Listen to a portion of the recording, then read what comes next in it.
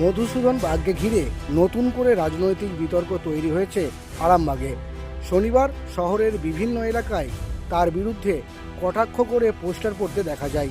পোস্টারে দেখা যায় রঙিন পানীয়ের গ্লাস হাতে বসে আছেন বিধায়ক এবং সামনের টেবিলে রাখা রয়েছে টাকার বান্ডিলের স্তূপ। পোস্টারের উপরে লেখা ছিল এমএলএ অফিস আরামবাগ, নিচে লেখা উন্নয়ন চাইতে গেলে ধমক মারধর। এই লেখার মাধ্যমে বিধায়ককে কটাক্ষ করা হয়েছে বলে অভিযোগ উঠেছে। ঘটনাকে কেন্দ্র করে আরামবাগে তীব্র রাজনৈতিক চাপানুতো শুরু হয়েছে। যদিও কারা পোস্টার লাগিয়েছে তা এখনও স্পষ্ট নয়। বিধায়কের দাবি এর পেছনে তৃণমূল কংগ্রেসের চক্রান্ত রয়েছে। তার অভিযোগ তৃণমূলের মাথায় থাকা পিকে টিম পরিকল্পনা করে রাতের অন্ধকারে এই পোস্টার লাগিয়েছে। তিনি এটিকে তৃণমূলের মৃত্যুকালীন আর্তনাদ বলেও কটাক্ষ করেন।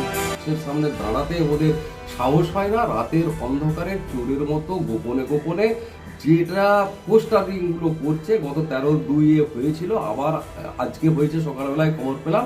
এটা গণতান্ত্রিক সংস্কৃতি, রাজনৈতিক সংস্কৃতির পরিপন্থী।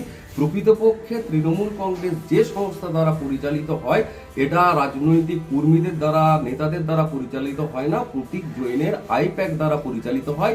এই আইপ্যাক তৃণমূল কংগ্রেসকে এখানে প্রমোট করছে যে তৃণমূল কংগ্রেসের অস্তিত্ব এখানে আছে।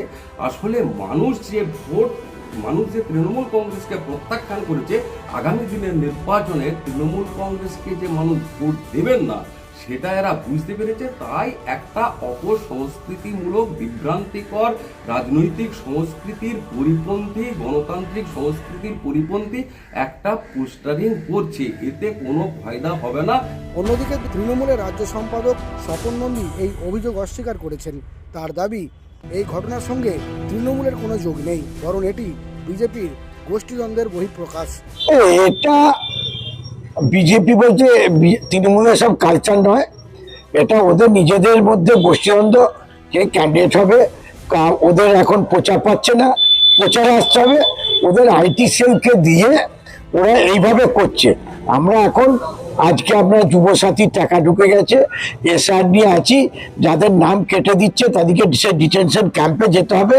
সেই জন্য দিদি দেখেছেন ধর্নায় বসেছে। আমরা এই উন্নয়ন নিয়ে আছি, আর এটা বিজেপির আইটি সেল চাইছে যে ওদিকে থেকে মানুষ চাইছে না, ওরা এইভাবে ওরা মার্কেটে আসার চেষ্টা করছে। এটা তৃণমূল কংগ্রেসের কালচার নয়।